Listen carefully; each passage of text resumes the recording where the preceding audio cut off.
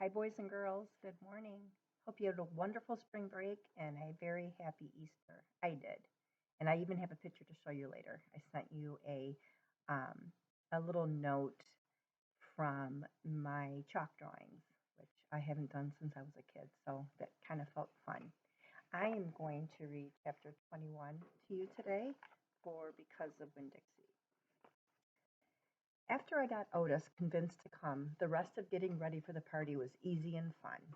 Me and Gloria decided to have the party at night when it would be cooler, and the afternoon before we worked in Gloria's kitchen and made egg salad sandwiches. We cut them up in triangles and cut off the crust and put little toothpicks with frilly tops in them. Winn-Dixie sat in the kitchen and looked at us the whole time. He kept on wagging his tail. "That dog thinks that we're making these sandwiches for him," said Gloria Dump. Winn-Dixie showed Gloria all his teeth.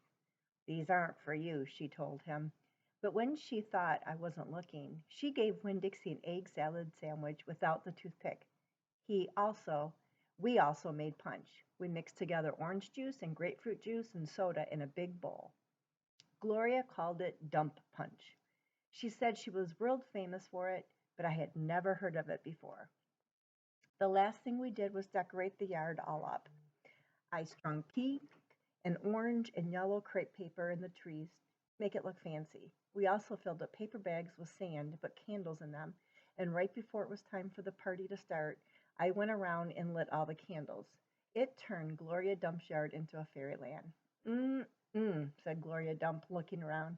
"Even somebody with bad eyes can tell this looks really good." It did look pretty.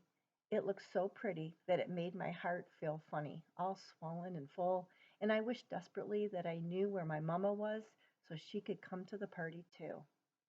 Miss Franny Black was the first person to arrive.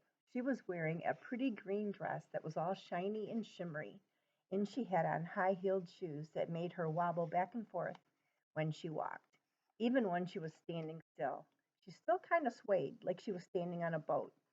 She was carrying a big glass bowl full of litmus lozenges. "I brought a little after-dinner treat," she said, handing the bowl to me. "Thank you," I said. I put the bowl on the table, next to the egg salad sandwiches and the punch. Then I introduced Miss Franny to Gloria, and they shook hands and said polite things to each other. And then Sweetie Pie's mother came by with Sweetie Pie. Sweetie Pie had a whole handful of pictures of dogs that she had cut out of magazines. "It's to help you with your theme," she said.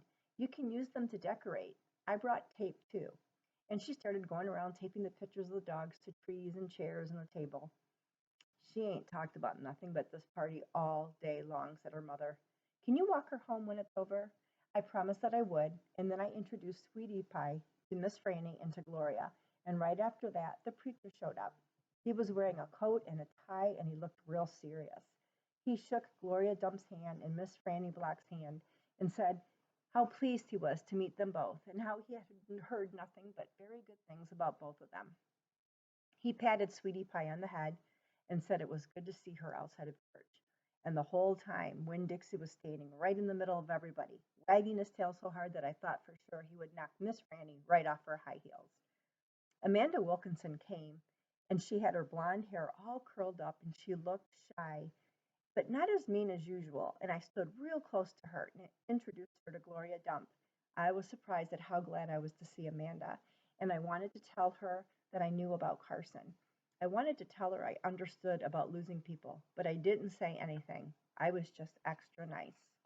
We were all standing around, smiling at one another and acting kind of nervous when a real screechy voice said, "Gertrude is a pretty bird." Winn-Dixie's ears went straight up on his head, and he barked once and he looked around. I looked too, but I didn't see Gertrude or Otis. "I'll be right back," I said to everybody. Me and Winn-Dixie went running around to the front of the house, and sure enough, standing there on the sidewalk was Otis. He had his guitar on his back and Gertrude on his shoulder, and in his hands he was holding the biggest jar of pickles I had ever seen in my life. "Otis," I said to him, "come on around back. That's where the party is." "Oh," he said, but he didn't move. He just stood there, holding on to his jar of pickles. "Dog!" screeched Gertrude. She flew off of Otis's shoulder and landed on Winn-Dixie's head. "It's all right, Otis," I told him. It's just a few people, hardly any people at all. Oh, said Otis again. He looked around like he was lost. Then he held up the jar of pickles. I brought pickles, he said. I saw them, I said. It's just exactly what we needed. They will go perfect with the egg salad sandwiches. I talked to him real soft and gentle and low, like he was a wild animal that I was trying to get to take food out of my hand. He took one tiny step forward. "On," I whispered. I started walking, and Winn-Dixie followed me. And then when I turned around, I saw that Otis was following me too. And that's the end of that chapter. Have a good day.